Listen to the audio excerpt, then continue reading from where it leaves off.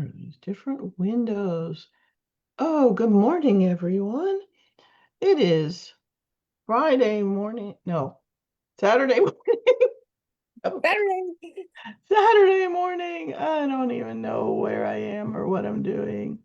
I'm working on getting my screens where they are. My name is Amy Hahn, and I'm joined by, this is Gardening Tips Live. Um, I'm joined by my friends and fellow master gardeners, Margot Emery and Toby Johnson, and we're here to talk gardening this morning. Oh, I love being out in the garden, and we're gonna get things ready so you can find this. So I have to find it on my profile and share it in the group. And oh, please go into the video to see, to comment. Okay, I'm just going to put that much. So now it should be sharing itself in the Facebook group. And now I see us. you see us. Shall I Okay. pin it to the top? Yes, pin it to featured or whatever Got you it. call it. Because there's a couple different names depending on what device you're on. Never understood that one, but it is what it is. Um, it's summer. Have you all looked at the forecast? Oh gosh. Is it Some hot of the there?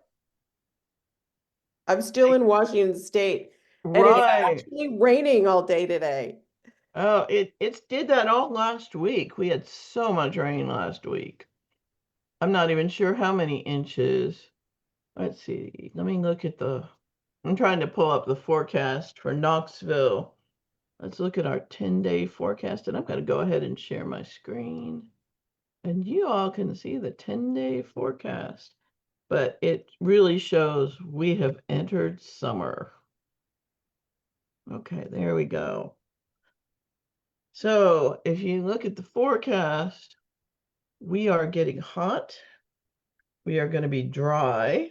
Oh gosh. Yeah. So this is the 10-day forecast. What is it? As you know, rain predictions aren't always accurate, but we have 1800ths of an inch predicted in the next 10 days. Sunny every day, up in the 90s every day. And Thursday, Wednesday, what is it? Tuesday, Wednesday, and Thursday. Looks like it's supposed to be near 100. Let me make sure we're in the right city. This feels, it Well, we've does say got that heat wave Knoxville. coming. That might be right. It does say Knoxville. Yeah. I didn't want it to be right. I had to look. Um, so Holy guacamole. I know, isn't that? So, Toby, to answer your question, what it's like in Knoxville, this is it. Wow. Well, and it's just a sudden turn. Yeah. So with it being a sudden turn, um, you as a gardener need to be careful of yourself because when the Good. weather does this, it's really easy to overdo it in the garden.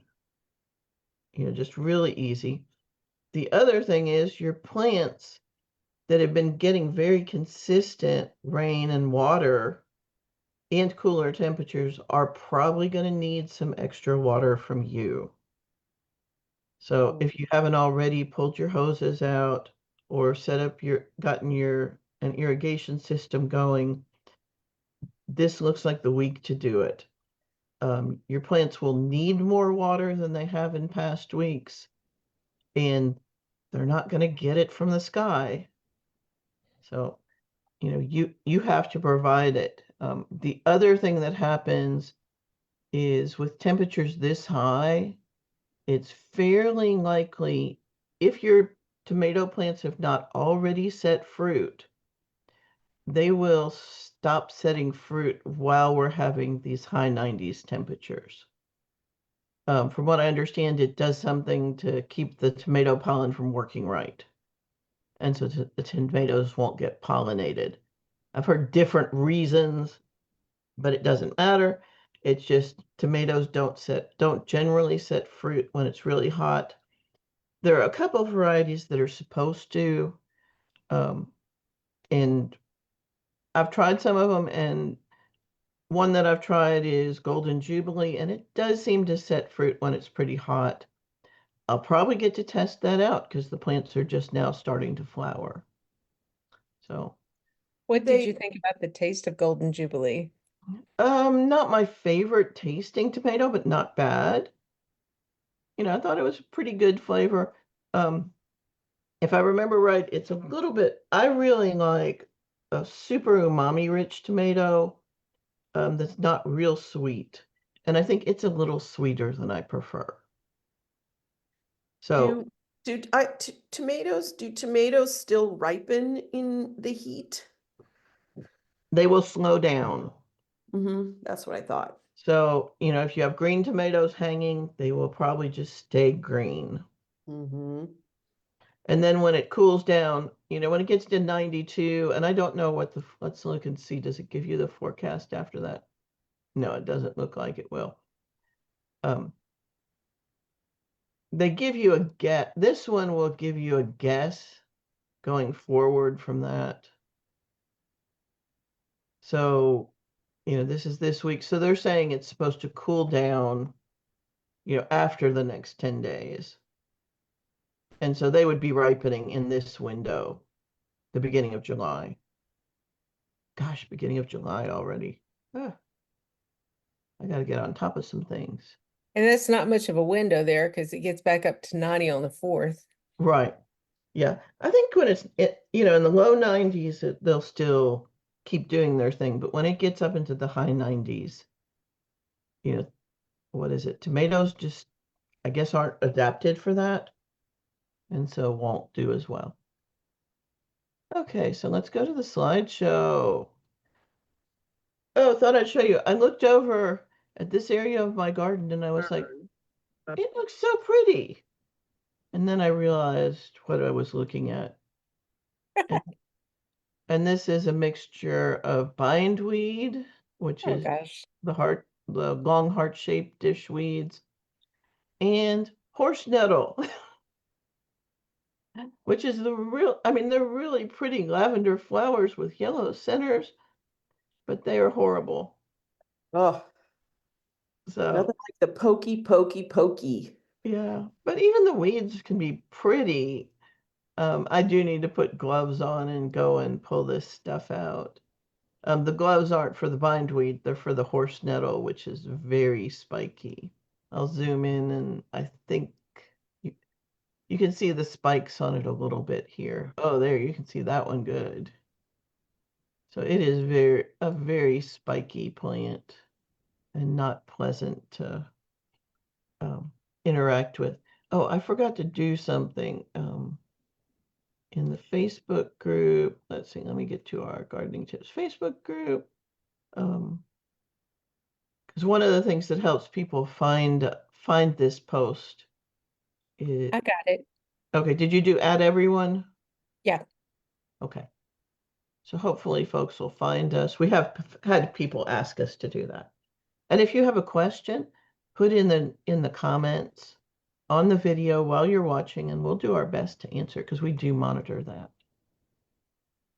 This is another weed that I actually will harvest and has been an important food source for people, really slightly different varieties of it or subspecies of it. This is lamb's quarter, or goosefoot is another name for it, another common name. And it's chenopodium. And so chenopodiums have been a food source for people worldwide. Um, Chenopodium alba is the normal one, European one, and then there's another chenopodium that's native to the Americas, and just an important food source for people worldwide. It is a very nutritious green.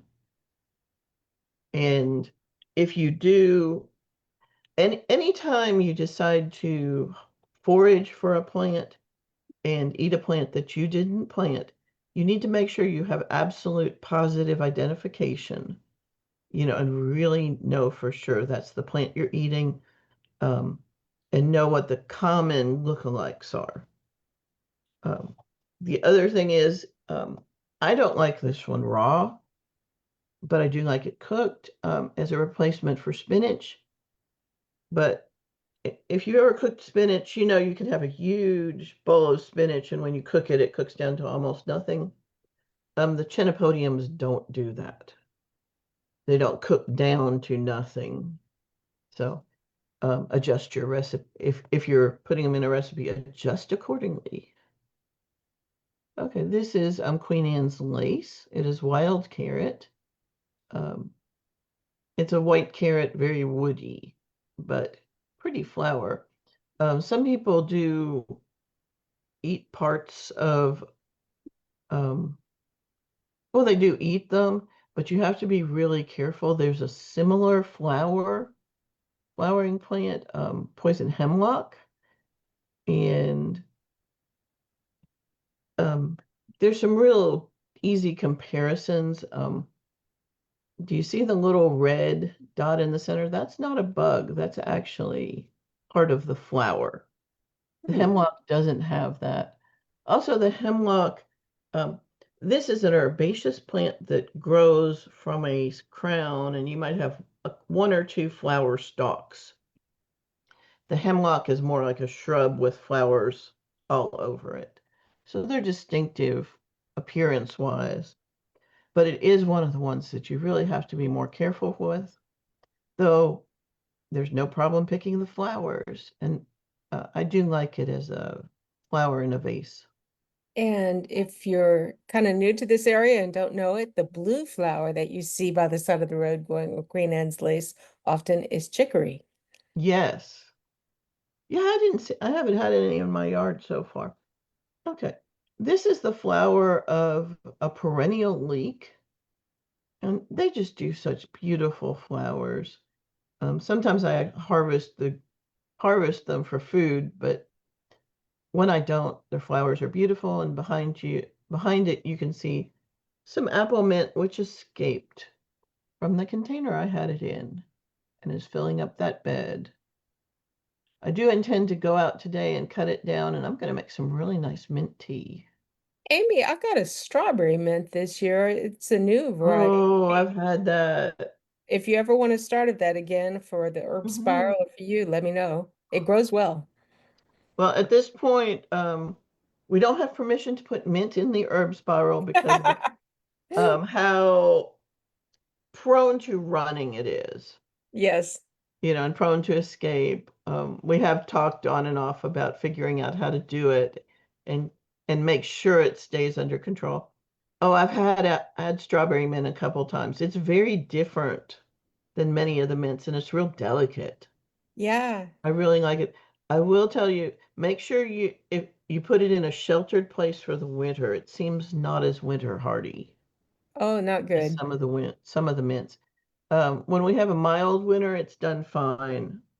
But if we have a colder winter, and I do keep it in containers, so yeah. And all of the mints die to the ground in the winter, so it's really hard to tell until the next spring if something's made it. Okay, so now on to this is some squash that I seeded. And if you see this strange thing here, this is a milk carton that I cut the tops and bottoms off. And this is to protect it from rabbits when the seeds are sprouting. At this point, I could probably take scissors out and tear it off, but there's really no point, and it protects it if someone gets aggressive with a weed eater just slightly. It makes it obvious that it's there. Um, but this is a squash, and so it's a vining squash. I don't know whether this is Tatumi, which is supposed to be a squash vine borer resistant um, squash that you can use like zucchini, a summer squash.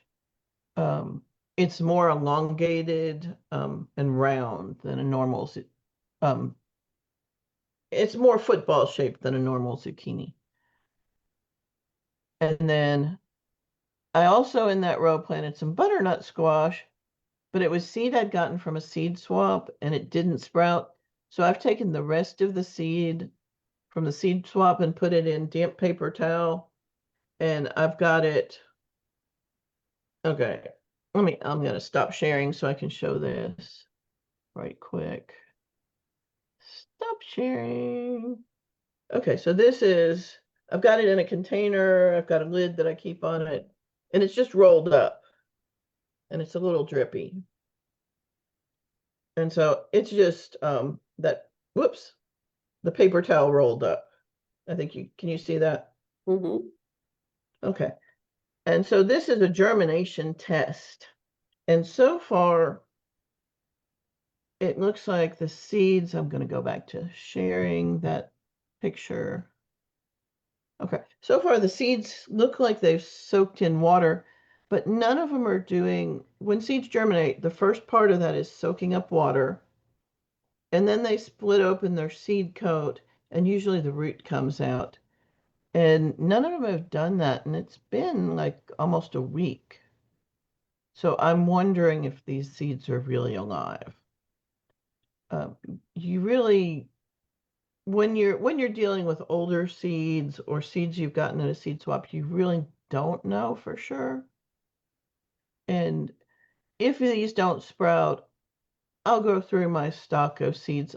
Summer squash are really quick, and even the winter squash, we've still got time for those. So let me see if I've got our charts here somewhere. I don't see it right off.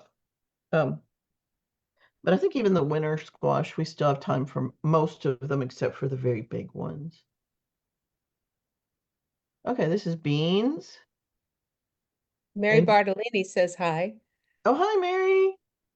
Hope you're having a good day. Oh, and yesterday was the longest day of the year, Yeah. the summer solstice. Okay, so there's beans. I've got a mixture of southern beans and regular green beans. They're different species, so I have two different heirlooms, but they shouldn't cross because they're different species, not just different varieties. Tomato patch. Tomatoes are growing well, and basil's growing well, and you can see the marigolds between them. That's how I typically plant. Um, and then some of the basils, if you look at the very center of the flower, I'm going to zoom in here. You can see this one is starting to get, it's almost a squarish pattern or a diamond pattern. That is the beginning of a flower. And so when they begin to do that, you want to take off those first couple sets of leaves. It's called pinching back. And so you want to pinch back your basil back. Oh, this shows it good. So what I'm going to do is I will probably go through and do all my basils because it'll make them fuller and produce more new leaves. So I'll probably take the first, so this is one set of leaves, two set of leaves. I'll probably go back one more set of leaves, and I'll just take that whole piece off of all my basils that are big enough. This one doesn't look big enough to do that. And so that'll get me some basil to bring into the house, either to make pesto or to dry. But if you let that flower continue, it changes the flavor of the basil and it just doesn't taste very good. Okay, this is the top set of an Egyptian walking onion. And I just thought Amy, it was Amy, interesting. Yeah. can I ask, can we go back to herbs for a minute? Maintenance Yes. of herbs. What about other herbs that are starting to flower, like thyme and um, do you cut things back in the summer? Or are you You just it's gone, it's done for the year? You can. I think the thyme, a lot of people like the flowers Mm-hmm. that, and I don't think, for me with thyme, I don't think it changes the flavor as much. So you just have to experiment with your own palate and Mm-hmm. see what you like. I know basil, if you want that traditional pesto basil flavor, Mm-hmm. um, once it goes to flower, you're not going to have that. Yeah, it starts to get a little more woody. Now Mhm. I'm tough. Kind I of know resonance. leaves. Yeah. Yeah. And so you probably don't want that in your pesto. But I know like the Thai basil, um, the Thai basil, you really do want the flowers, because that's part of what you use with it. Yeah, but that's more like shrubby. Right. And, like the holy basil, you probably do want the flowers with that. So it really depends. But this is the culinary pesto basils, Mm-hmm. are the ones that you definitely want to pinch back. Mm-hmm. Yeah. And what is it? They will keep growing. Also, if you notice, I didn't really talk about it. I'm going to go back to the slideshow. Um, I didn't mention this, but last week or the week before, I mentioned it was showing some signs of basil downy mildew. Yeah. But if we look at the plants now, I don't see any yellowing down here. Mm-hmm. But, as we've gotten warmer, that well, I did mulch, and that probably did help keep the disease organism, the pathogen, from spreading to the leaves as much. I know I have it in my soil, so it is there, Mm-hmm. but disease organisms have to have a plant that's susceptible to them. The disease has to be there, and it has to have the right weather conditions, so a favorable environment. And so as we've gotten hotter, it's a less favorable environment for the basal downy mildew. Okay, let's keep going. I don't think I backed out enough on that video. That zoom in. Okay, so there's the Egyptian walking onion top sets.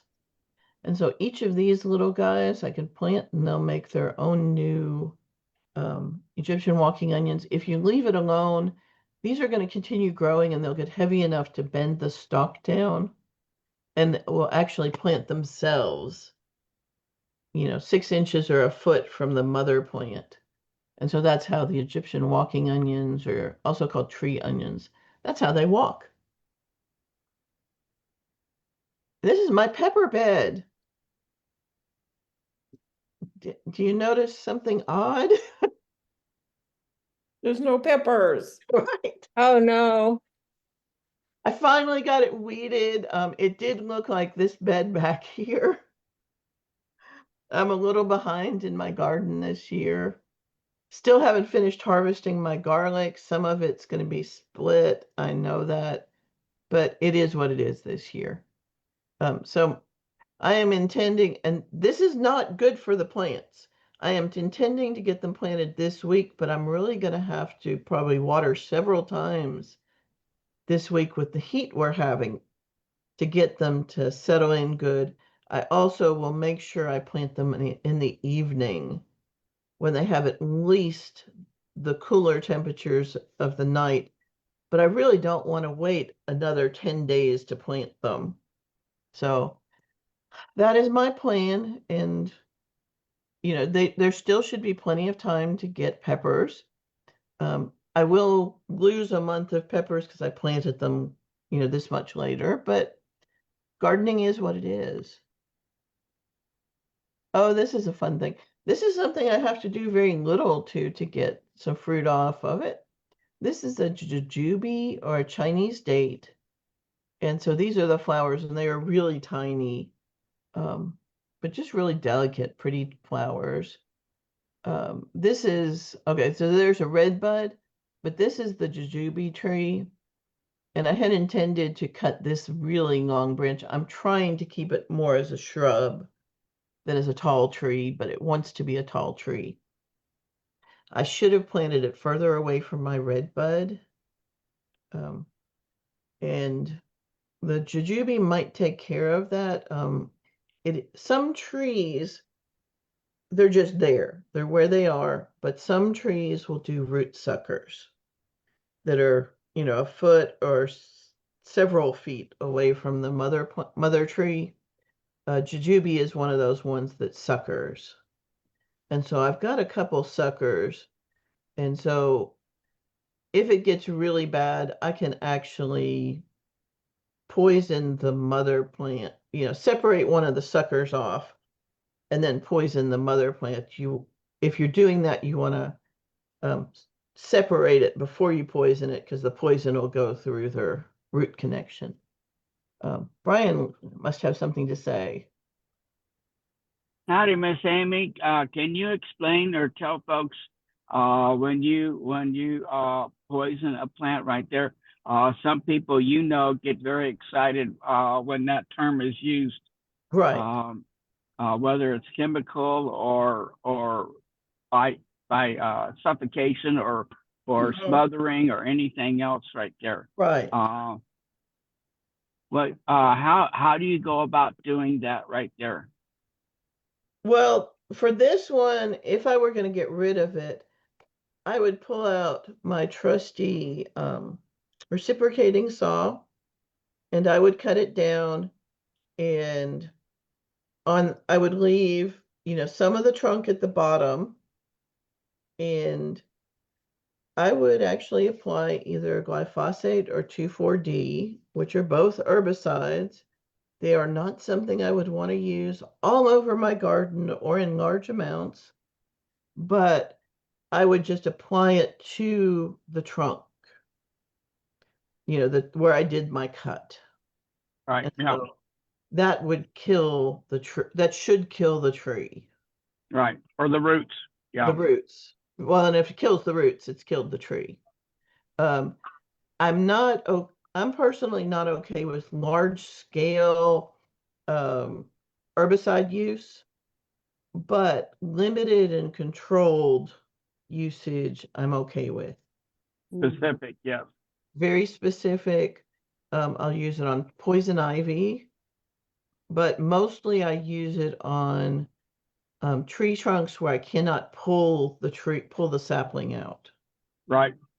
And so it works very well and can save you a lot of time and energy.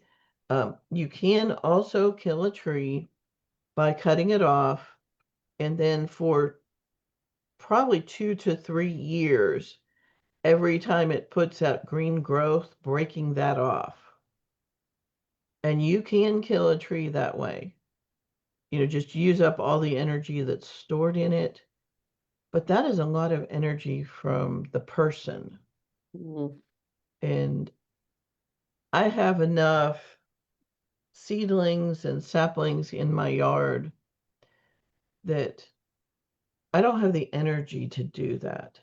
And Yeah. so it is a shortcut. Um, I have also had some success with some kinds of trees when you cut them off and putting a light proof container like like a tin can. They're not tin anymore, but steel can or something over it where it could completely blocks the light. You do have to make sure it's not putting up new growth that's going to push that can up. But, that will work on There's some things. there's also we've been using on our Himalayan blackberries as well as some of the suckers and some of the sort of trees that are just growing up from nothing, they're not supposed to be there. They're just random saplings, and we've been using stump killer, and you Yeah. just paint it on so it's not in the Right. air, and you just Yes. paint on the thing is it will kill the stump, but it doesn't degrade the stump really. So, Mhm. you've got to cut, really, we were just pruning our orchard and there were a lot of Right. like suckers and whatnot.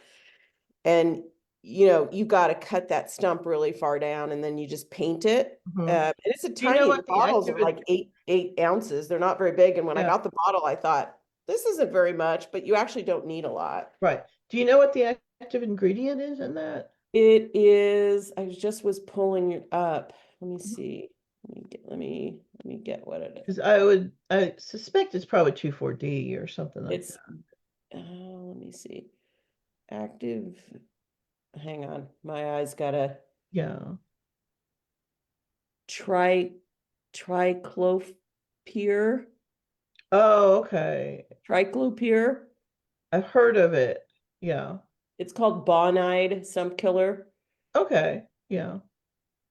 And it's probably one of those ones you wouldn't want to use all over your garden, but for killing No, stump, and it comes with a little tiny, I'll link to it. It Dauber. comes with a little tiny, applicator thing. yeah, like a little brush. Oh, cool. And That's we handy. learned about it for controlling blackberry. Of course, you have to, Hmm. cut back and you've got to find. That's part of the challenge sometimes is you cut back and then you're like, where was that? Yeah. But Oh, hi, Susan. I know we've talked about your poison ivy issues, and poison ivy is just hard. And, you said you're very sensitive to it. And, it is a hard thing to keep under control if it's rooted in.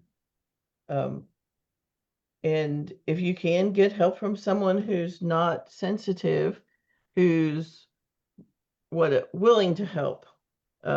We've talked about those issues and probably don't want to go into it here. Okay, let me go back to the slideshow.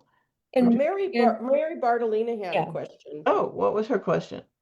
Her question was about, she's got a bunch of native plants she wants to put in, and she's wondering if she should wait to install until after the heat wave. to keep them in the shade instead. Yeah, if you have a good spot to keep them in, you might have an easier time. I've actually done that and sort of kept things until fall when the weather breaks. But if what is it? The cool spell we're having the week after next is not going to be the hot spell we're having this next week isn't going to be our last one, I guess is what I'm trying to say. And so it will take a fair bit of keeping up with watering and, even I think you mentioned shading them to help them get through the summer. It can be done.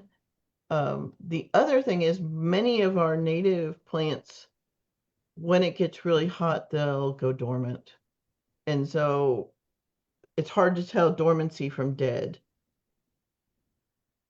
And if they've been in a container and you plant them in, and they're out in harder conditions, they will be probably more likely to go dormant. So it is a hard decision to plant or not to plant. If it were a place that was really close and easy to get the hose to, I probably would plant. For me, where I'm planting my native plants is not easy for me to get the hose to. And so I tend to, if in doubt, I will keep them in their containers. Yeah, Brian, did you have something? Yes, along the lines of what you're saying right now, we need to keep in mind when we talk about native plants that are perfectly adapted to our climate right there, that adaptation is from a fully established bush. If you buy these Right. plants, you go to plant them in there. Do not expect them to act like natives until their roots are established. Right. I mean, they're still newly planted plants. Yes. And even the first year or two. Also, the reality is some native plants die in high heat and drought around here. Yeah. Yeah. If you leave them in your pots, you might have to either put a little compost or put a little bit of fertilizer, because I noticed this. I wasn't able to get my vegetable plants in fast enough, Yeah. and they start showing signs of lack of nutrition, because the potting soil that they're planted in as seedlings is not really full. Mhm. Usually it's Yeah. just seedling potting soil, and the water keeps going through and taking out all of the nutrition. I like to put my pots in like a tray and water from underneath, and have the pots also suck up the water. Yeah. Oh, Mary said the hose is right next to the flower bed. Yeah, if your hose is right next to your flower bed and you can keep an eye on them, I would go ahead and plant them. Yeah. I Yeah, bought 2 container figs yesterday and I've been listening to this discussion, wondering what to do, but I'm gonna do like Mary. I'm gonna put them in water. yeah, just keep an eye on them. The other thing is, if you can give them extra shade the next week or so, that probably would help them because it's going to be a pretty brutal week coming up. So I would expect several days at least of drooping leaves before they get over transplant shock, because the heat won't make that a little worse. All right, let's go back to the slideshow. Let's see, there's the jujube. Oh, this is a nice native plant. This is clustered mountain mint. It is a pretty aggressive one, but if you need something to fill up space and keep other things from growing, it's a good one. Okay, this picture has a couple things in it. It's got milkweed, which I need to cut down. This is with the rounded leaves. Is common milkweed, and it's got seed pods coming. For the monarchs, what you want is tender leaf growth. So I'm going to cut this back below where the seed pod is, and it should leaf out more. And so I haven't seen a monarch here in a while, and I'm hoping for it to see some. Here's a cup plant, which is a large yellow flower, and where the leaf comes into the stem, it makes a little cup that holds just a little bit of water. I think you can see it on this one here. But it is sort of cool. Oh, I hit the wrong button. No, that's not the button I want. Okay, let me get back to the normal stuff. Okay, so you can sort of see the little cup. It's hard to see there. I'll try to get a better picture another time. But I'm probably going to cut the cup plant back too. It'll grow back fuller and not as, what is it? Not as tall, because it gets really tall. Okay, just some insects. This is a baby grasshopper. And then I'm not even sure what this one is, but it's interesting looking. And, the normal gray pill bugs. I found a pill bug that had white dots. I think they call it some people actually raise pill bugs, or they call them isopods, for there's certain reptile containers for tropical reptiles that are not dry, and so they have isopods in them to help keep them clean. So they would call this a Dalmatian, probably, isopod. But I thought it was really cool. It was just in my garden. And this is some sort of beneficial bee or wasp. I'm not sure what. But he was just hanging. He or she, probably she, most of the beneficial wasps are she's. She was very tiny. And I took a picture of them. They are not the kind of wasps or bees that can sting you. And this guy was on our deck just visiting. It's a praying mantis. From its face, it is probably a Chinese mantis. I have both in my yard, and they do a very good job of cohabiting. I suspect they definitely put their egg cases in different places, and I suspect they actually hunt for food in different places. But they are a beneficial, even though they will eat any insect they can catch.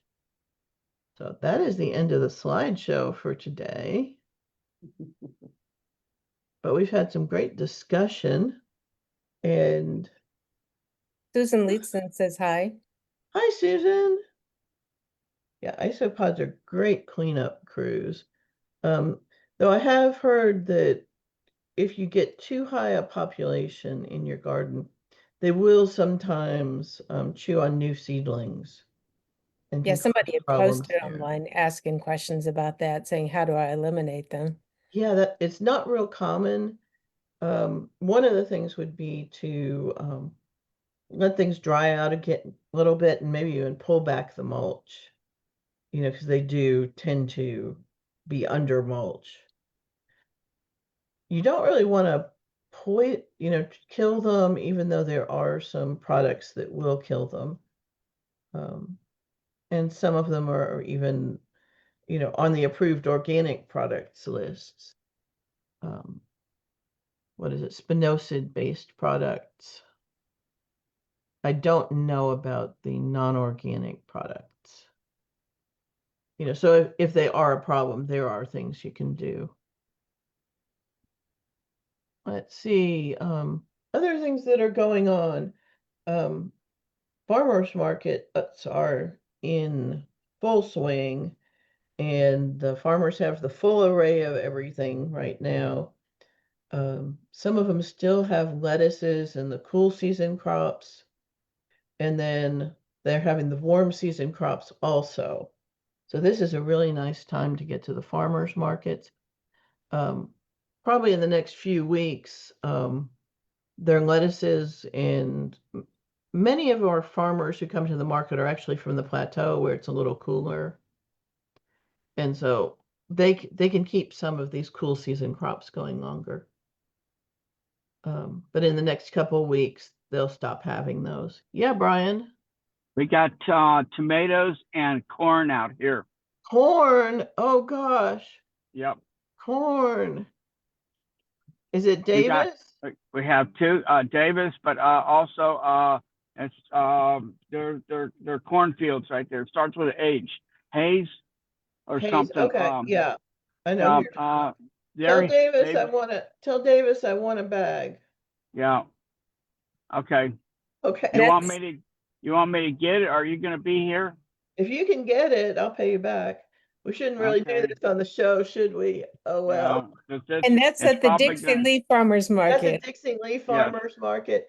But if they have corn at Dixie Lee, they're going to have them at the other major markets, at Market Square, and the Oak Ridge Market is a Saturday morning market. If you're looking for farmers markets, is it Eat Tennessee? Pick Tennessee? Pick Tennessee. I'll Pick post a link. Tennessee Pick Tennessee products. products. Pick Tennessee products. That is a really great place to go. Let me make sure the farmers markets are right for our area, that they have them all. Let's You see. can zone in on east, middle, and west. Yeah, and I think you can, what if you put Knoxville in there? Will it come up with the Knoxville markets? Okay, well, it's still showing the winter market. They're showing the Market Square market. Let me narrow it down to farmers markets. Yeah, I'm seeing everything. Oh, good. I'll Okay. post this. Good deal. Yeah. Because what is it? Farmers markets are a great place because I know of very few gardeners who can grow all the vegetables that they want. I certainly can't. And as you can tell, I'm a pretty avid gardener. And so I definitely don't grow all of my vegetables.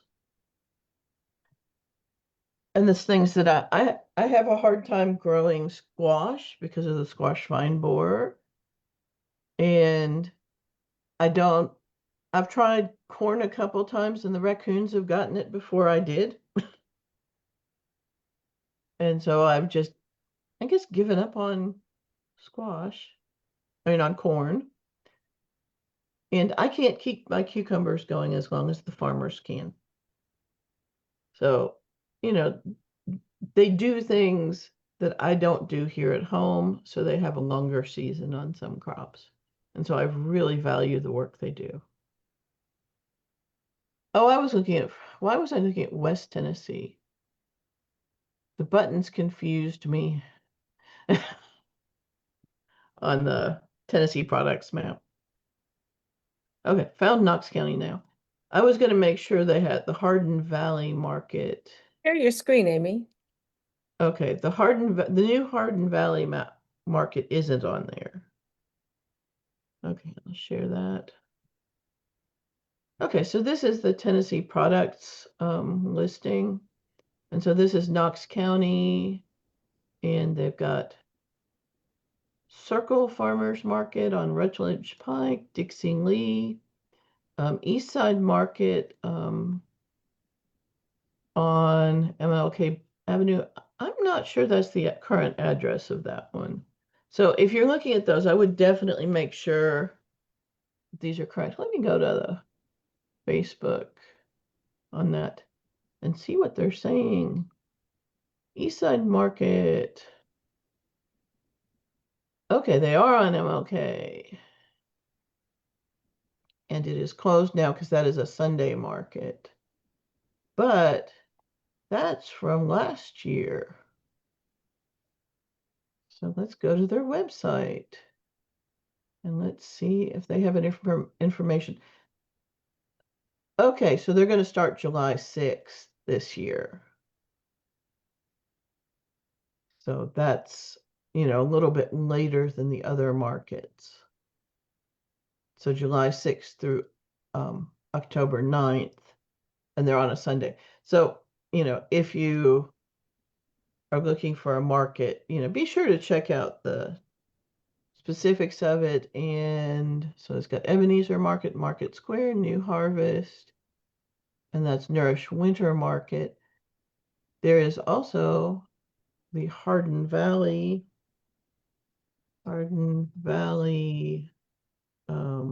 Pavilion Farmers Market. I think that'll get me to the right place. There is the info about it. It's at the Hardin Valley Event Center, and that's not a click anything. But it's on Thursdays from 4 to 7 p.m.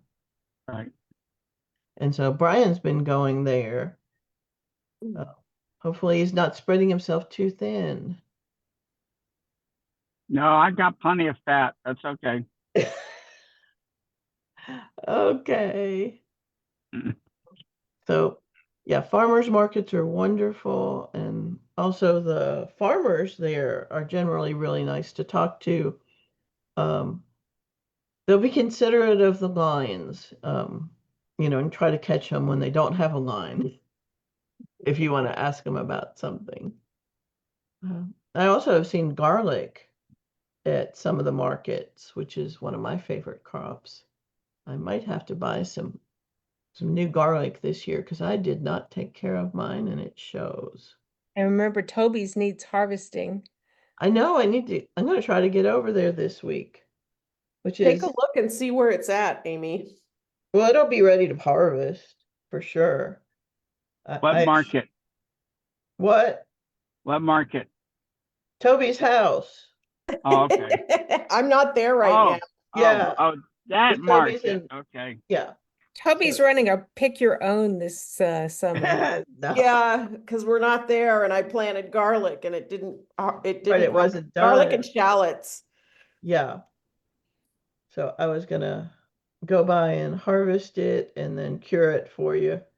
And so that is on my plan for this week, though I do need to do that sometime in the early morning before it gets too hot, because it's going to be a week. Yeah, let me know how it goes, Amy. Yeah, I certainly will. So what else is happening? I don't know of any major events happening in the next couple weeks other than the farmers markets. There is let me check. There is a gardening class going on. Let me find it. but I think that's not till early next month. But early next month is just a week and a half away. Yeah. No, time flies. I know. Let's see, let me go to, I'm just trying to figure out how I can find it on the website. It's not wanting to show me the full page. Come on. No, that's not what I need to see. Okay, garden projects. But I think I need to see outreach projects is the Can you problem. handle a question from Susan while you're Oh, searching? yeah, sir, sure. She went ahead and put some fish emulsion Okay. on her potted lemon bush 2 days ago, Mhm. but she wasn't sure how much to give it, and there's still some yellow leaves developing on it. Okay. There should be some instructions on the fish emulsion. It's usually 1 to 2 tablespoons per gallon in the water for fertilizing. So, if you look at that, I can't get down to events. Why isn't this working right? Okay, there's events. So that's what I would do. 1 to 2 tablespoons in water, in a gallon of water. So you won't be using that much. So if she put in more already, should she just kind of flush out the plant a little bit? Yeah, that would probably help it.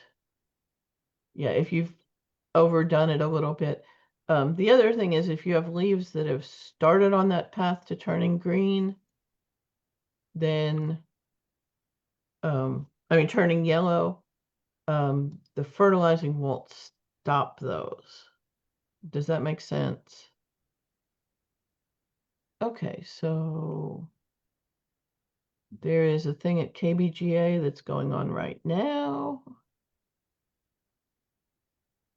And let me go to next, no, not next year.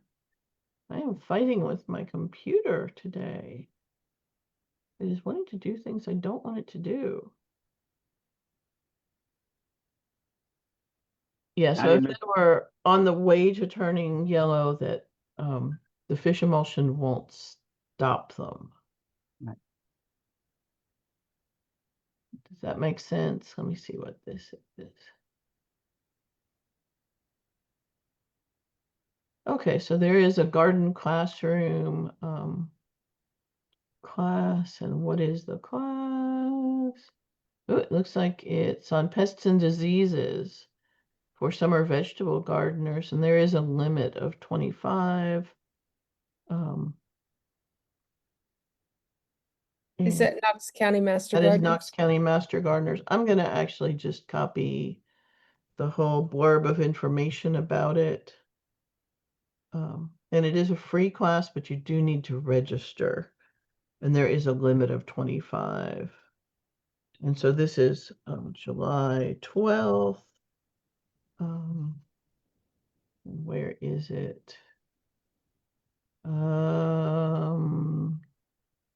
location isn't in here. Okay. It probably was supposed to have been there. But if you have questions, if you're interested in that, I'm hitting the wrong buttons. Why isn't it doing it? Okay. If you're interested in that, there's an email on the information I posted. And so just send a note to, I think it's garden classroom at knoxcountymastergardener.org. Let me double check that. Oh, it's just classroom at knoxcountymastergardener.org if you want more information. Those classes have been, they are really good classes. And they're a 3-hour class, not just a 1 hour. So if you're interested, contact them and let them know you are interested, and they will get you registered for the class. What else is going on? So yeah, I'm not seeing a whole lot on our Knox County Master Gardener calendar. I wonder if there's things on the Facebook, because a lot of times things get posted in on our Facebook page, especially the Gardening Tips Facebook page. So let's see what we got here.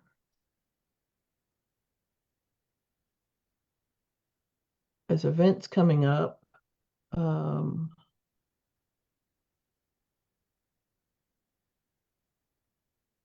There's, I think Wild Ones is doing something coming up soon. And there's not a whole lot. So People are riding out the heat wave. I think that's it. The dog days of summer. Yes. Yeah, plus You know, vacations and stuff. yeah. Keep big things to do right now are watering and weeding. And, keeping your eye out for harvests. I Because, think too, mulching, if you're finding right. areas that are getting bald or the mulch is wearing down, just to Mhm. keep things, keep the weeds back, keep the moisture in the ground, keep the Yeah, that's true. erosion down. If you find that there's areas in your garden that need mulching, it's still a good time. Mulch, there's never not a good time for, well, there is actually in the early spring if you want your soil to be like nice and warm, but Right. other than that, like especially around this time, a little extra Yeah. mulch doesn't hurt. Right. The The only other thing, the other thing I might mention is just ground cover. If you have any areas that you've pulled things, although I don't think people are pulling things right now. Although if they Yeah. have early spring stuff that's died off, or you if can you put or if you're buckwheat just in. now harvesting your garlic, You could put buckwheat in, yeah. a buckwheat, or you could put what is it? Some of the bush beans. Mm-hmm. They're really quick. And so Yeah. and they can help refresh your soil and don't demand much nitrogen, which is good after garlic because it is a heavy feeder. Mm-hmm. It likes a lot of nitrogen. And so Yeah, I'm not gonna claim that those beds are looking good, Amy. eh, They did have a fair amount of leaf. We put a lot of leaves, a lot of mulch on, so there okay. shouldn't be a ton of. Well, Yeah. I'll look and see. Don't forget to bring your fork, because your garden fork, because we don't have anything outside, and I Yeah, I'll can't. bring the tools I need to harvest. Yeah, I don't have the ability to open Okay. that house. Well, what is it? Unless someone has, if you all have any questions still, we would love to answer them. And we will be uploading this video to YouTube, and we'll be posting it back to the Facebook group so that you all can see it. We'll actually put the link in this post, so you can see it after Facebook takes down this video in a month. So we wanted to make things available. And what is it? Stay safe in your garden, plenty of water, sunscreen, try not to work in the hottest parts of the day. And what is it? Watch your plants grow tremendously. And happy gardening, everyone. And we will talk to you all next week. So bye, everyone. If I can hit the right button. What is it doing? It does this to me. It wants to do something else.